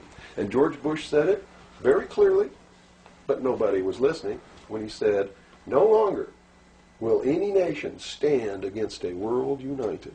And with that action, he established the legal foundation in international law that the United Nations is now legally and overtly the one world government, and that the United States military forces and the other forces that were sent by other countries were established as the one world police force under the United Nations. Have you seen the new Air Force uniforms yet? Nowhere on them does it say United States or U.S. They are United Nations uniforms. Go look at them. What role in the Middle East, again, does Israel play in this? Israel was created as the instrument to bring about the Battle of Armageddon and the fulfillment of prophecy, a war that will be so terrible, where nuclear weapons will be used, so that the American citizens and the other people in the world will get down on their knees and beg for no more war. And what is the answer to that? They're going to be told the only way we can guarantee no more war is if we destroy the sovereignty of nations and we come together as one humanity in a one world government. Right. Now I'm telling you, unless the American people wake up and stop it, starting in about 1996, the Battle of Armageddon will become a reality. Not because two nations got mad at each other and decided to fight, and that's why Saddam Hussein was not destroyed. He will be the instrument that will bring that to pass. Right. Yeah, they purposely did not go in and do that. Saddam Hussein will be portrayed as the Antichrist. Babylon is in Iraq. Read the book of Revelations. Whether you believe in the book or not, read it, because the men who are bringing this about are using it as their script. Well, the UN did indeed charter Israel as a sovereign nation. They were the ones who created this state. That is correct. It was really created by Great Britain and the United States, with the United States being the major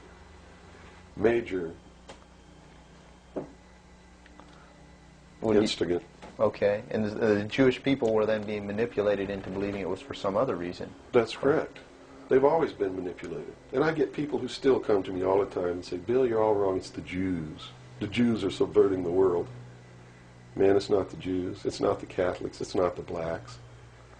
It's these men who belong to the ancient mystery schools, who meet in secret and decide the fate of the world. And they belong to all different races and all different nationalities and all different religions to the public point of view. But in secret,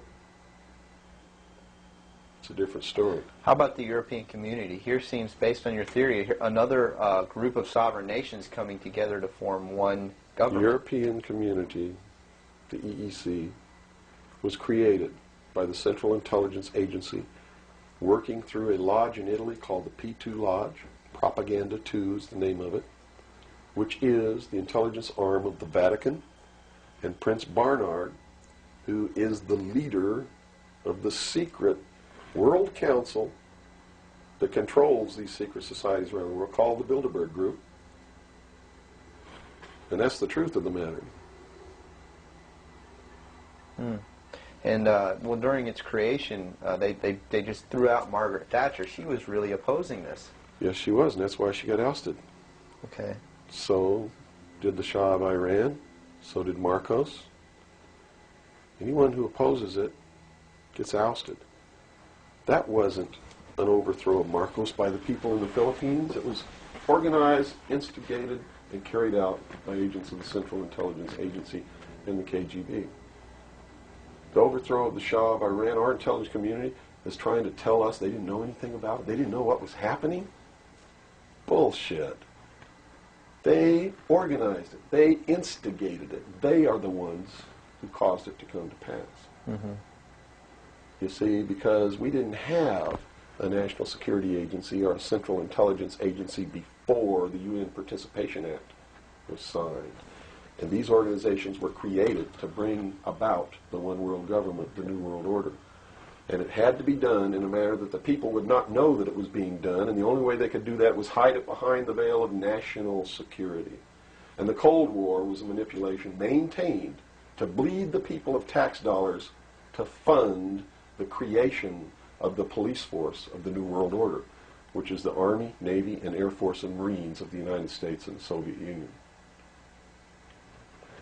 And the people didn't rise up in the Soviet Union and overthrow communism. It came from the top down because it had to be done. There has to be a bringing to the same level of all the peoples of the world to approximately the same political viewpoint, so there's not big disparity in order to be able to justify the merger of all these countries together. Well, who now is ruling the forces of the former Soviet Union? You have Yeltsin in now. Gorbachev supposedly went down, but we're not sure about that. Well, let me tell you this. From the beginning, there was never any war between the United States and the Soviet Union. It was created by those at the top to fund the New World Order and the New World Order's police force. At the highest levels of all countries, they all belong to the same club. And we, the people, sit back and we watch this grand drama which is being played out for our benefit,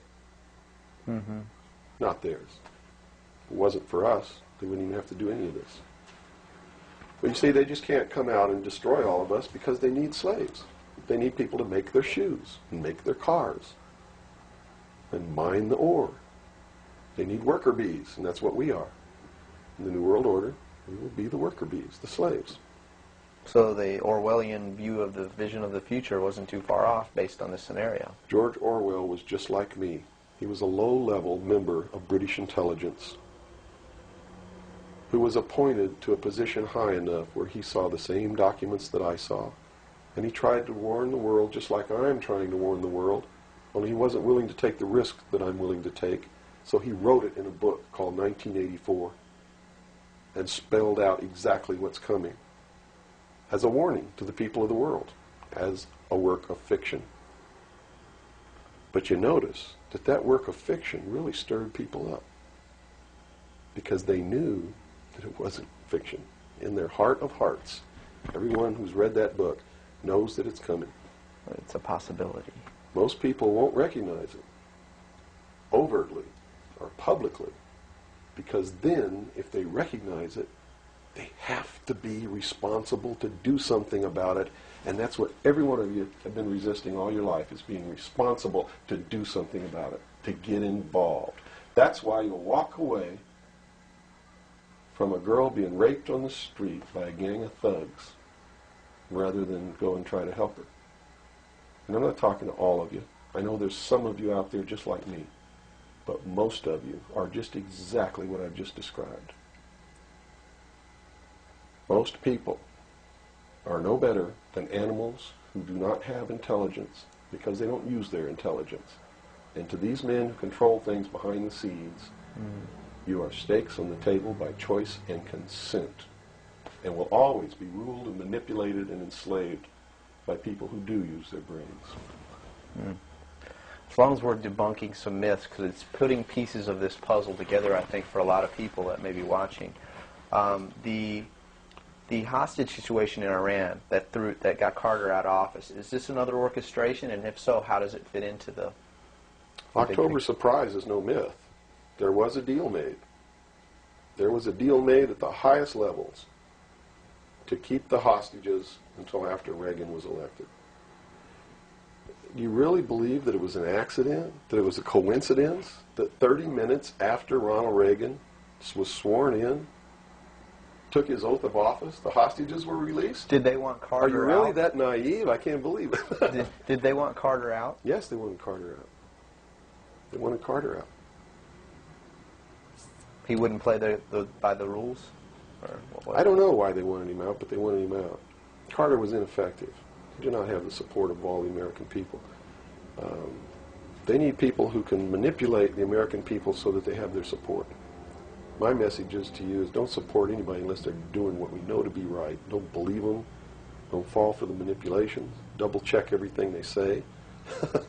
And that means you can't rely on the media as it is today either. Oh, of course not. All the media in this country, radio, television, and print, is all owned by 5 corporations. All of these corporations that own the media are owned and controlled, and members of the Council on Foreign Relations sit on their board of directors.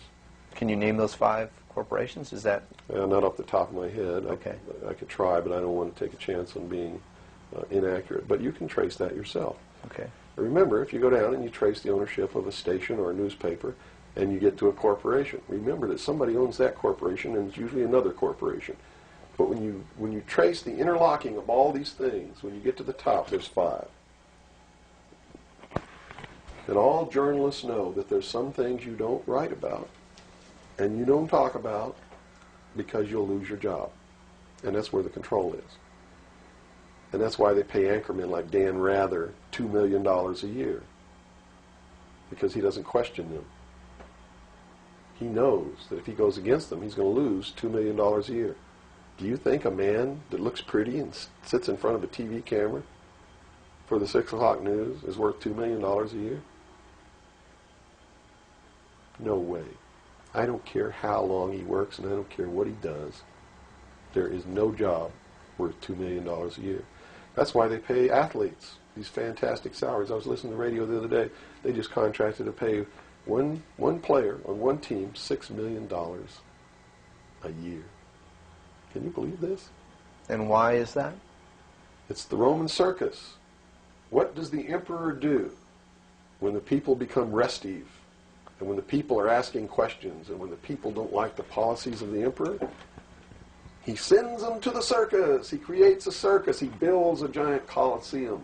And he begins to throw the Christians to the lions. And he has great chariot races and football games and basketball games, all to keep the idiots preoccupied with things that don't mean anything in the scheme of the entire world,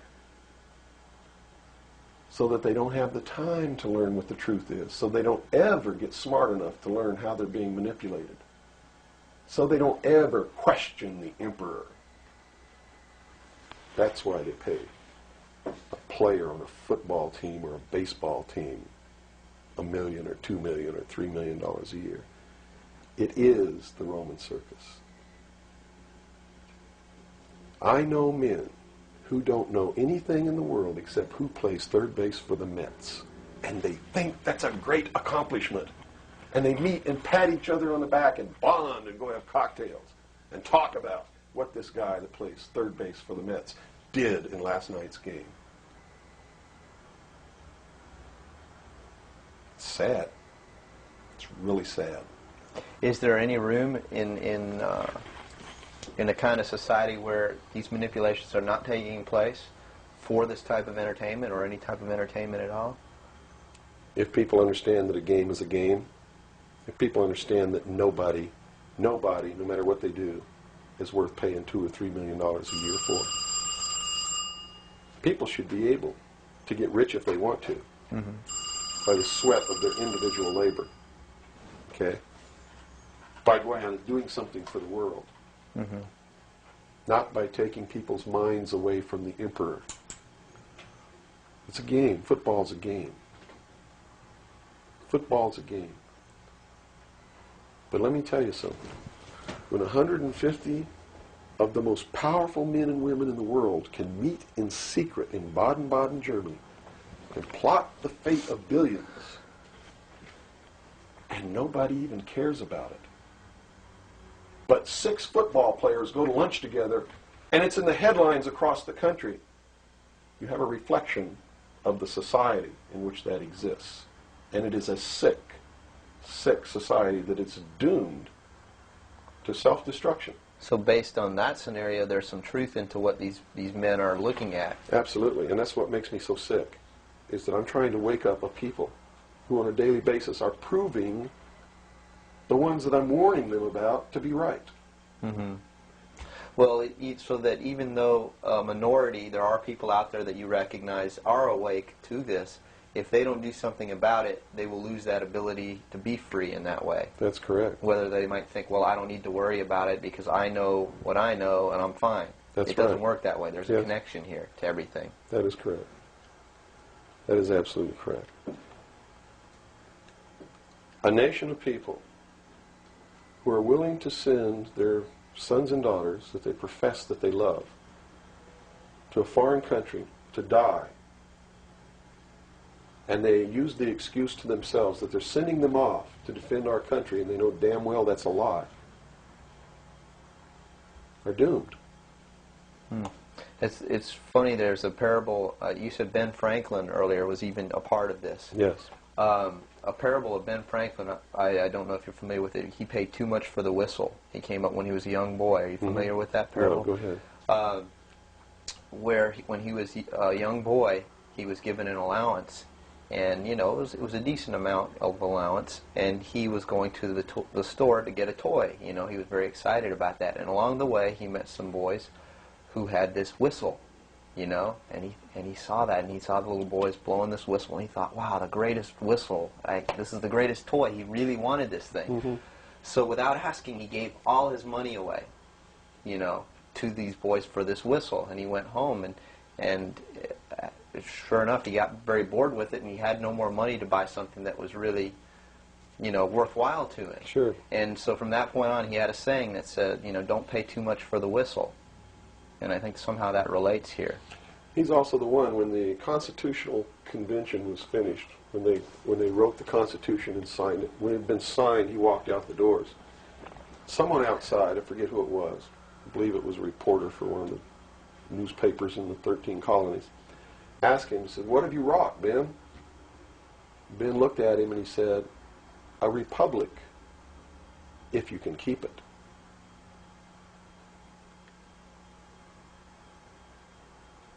He knew. He did. And that's a good place to end. Yeah, I think so. That's a great ending. Wow. Good job, guys. All right, Bill. Yo. Fantastic. Good. Thanks, Bill. Where's your towel? Right there. I'm about ready to Yeah, these lights are roasting me. Man. kill. I've already had my son. I'm ready for that. The major media is great at putting out the propaganda because, this meme out there, this idea put out by the mainstream media that we have the people have no choice because, after all, you just can't let them fail. The government has to bail them out because it would be much worse to just let them fail. And this is remarkable because the major mainstream media have gotten the American public to buy into policies that guarantee their impoverishment. And it's just a testament to the triumph of mainstream media to push out any dissenting voice or any debate or any kind of public service that you would think would be inherently obligatory for a public airwave to adhere to. They've been, the public airwaves, which started out as a public utility more or less, have been, of course, co-opted by the corporate agenda, and now serve purely at the behest of the propaganda meisters in Washington and in the banking system, who put out these ridiculous, these ludicrous ideas that, we just can't let them fail.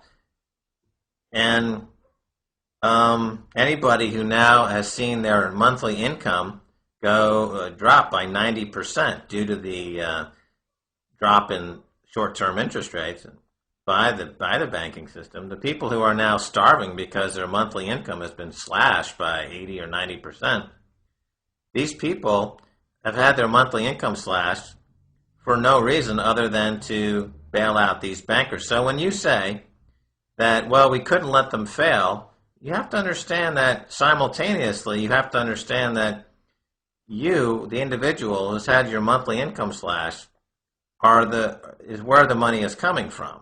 You are subsidizing the Merrill Lynch bonuses and the Wall Street bonuses, and not only have you had your money stolen, but then you turn around and defend the crooks. And this has got to be the very nature of this whole idea of the Stockholm Syndrome, where the person who's been kidnapped falls in love with their captor. The American people have been kidnapped by the banking system, and now they're defending the banking system while the banking system steals their money in the form of driving interest rates low to bail out banks who have kept afloat this enormous slush fund scheme, unnumbered accounts that are simply there to launder money, launder losses.